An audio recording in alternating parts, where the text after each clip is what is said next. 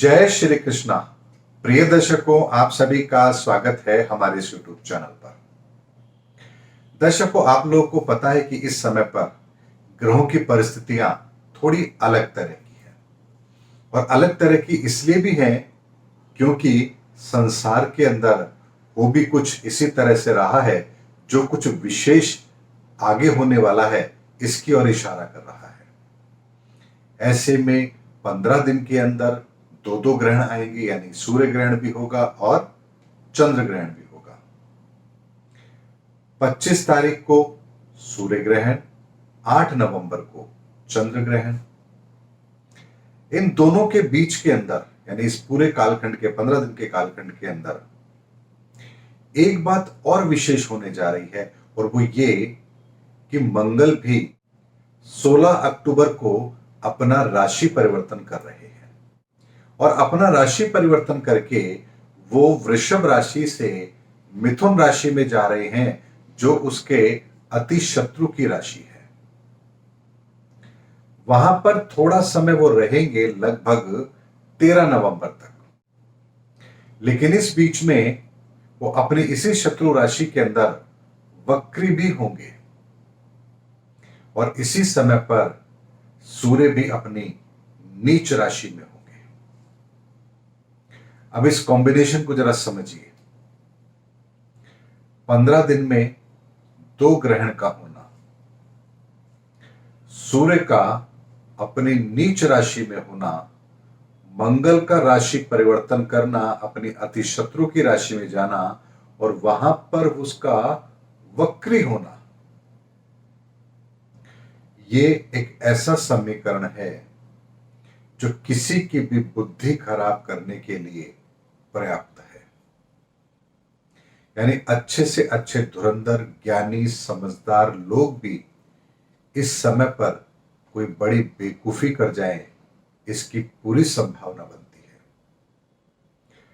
सरकार अर्थात सूर्य, यानी कि सूर्य अर्थात हम शासन व्यवस्था को उससे जोड़ करके देखते हैं, उसका अपने नीच राशि में होना, मंगल अर्थात सेना, सेना नायक, सेनापति, पुलिस, प्रशासन, इसका अपनी अति शत्रु राशि में जाना और वहां पर वक्री हो जाना, ये ठीक वही परिस्थिति है जैसे यदि कोई काम ना बन रहा हो तो आप उंगली टेढ़ी करते हैं, यानी थोड़े कठिन प्रयास करते हैं। इसको ऐसे समझिए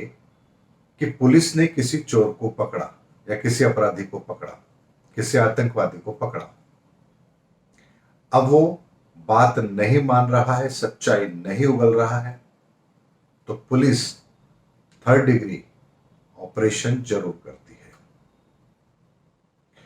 अगर मान लीजिए सेना की मुठभेड़ होती है,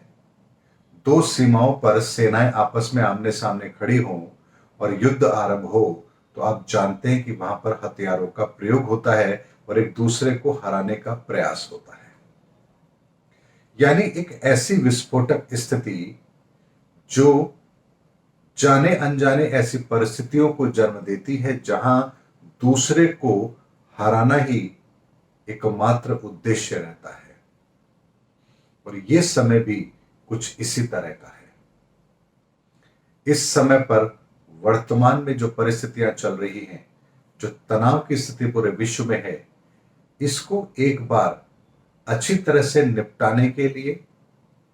इसको बाइंड अप करने के लिए कुछ ऐसा प्रयोजन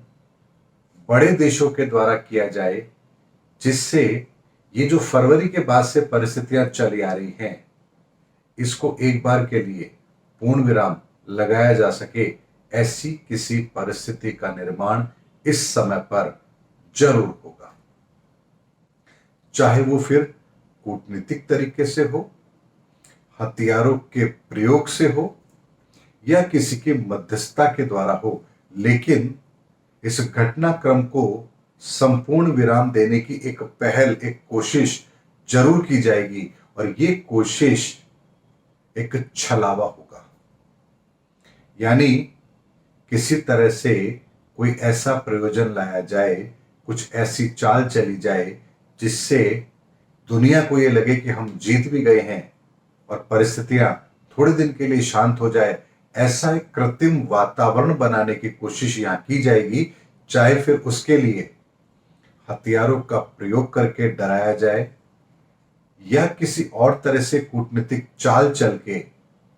दबाने की कोशिश की जाए, अंतर्राष्ट्रीय दबाव बनाया जाए, लेकिन किसी भी तरीके से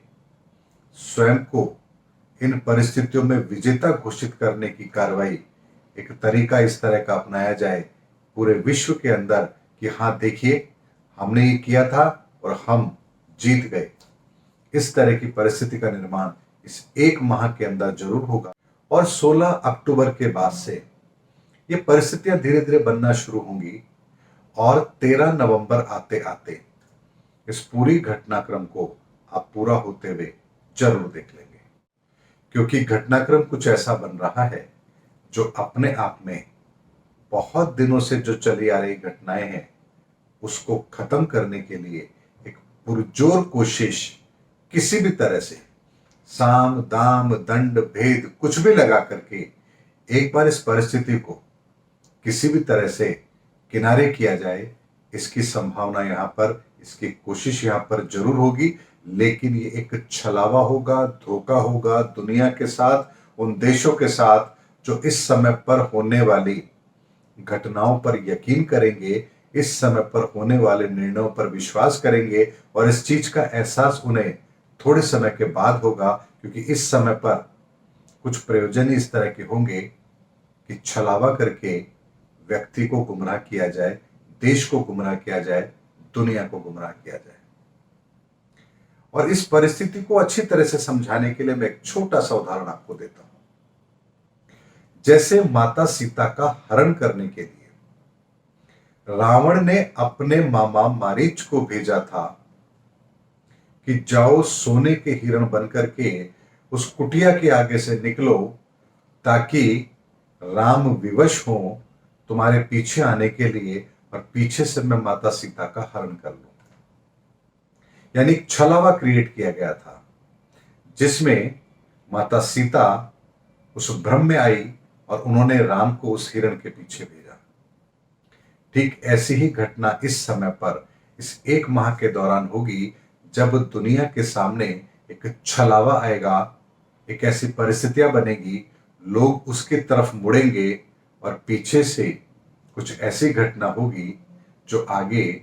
राम और रावण के युद्ध में जैसे तब्दील हुई थी, वैसे आने वाला समय एक विश्व युद्ध का रूप लेगा। ऐसी घटना घटित होगी और उसके बीच में ये जो एक माह का पड़ाव है, ये कुछ इसी तरह की घटना को जन्म देगा, जिसे आप 16 अक्टूबर 2022 से 13 नवंबर 2022 के बीच में घटित होता हुआ अवश्य देखेंगे। उम्मीद करता हूं दर्शकों मेरा वीडियो आपको जरूर पसंद आया होगा। अगले वीडियो में आपसे फिर भेंट होगी, तब तक हमारे चैनल पर बने रहिए। जय हिंद, जय भारत।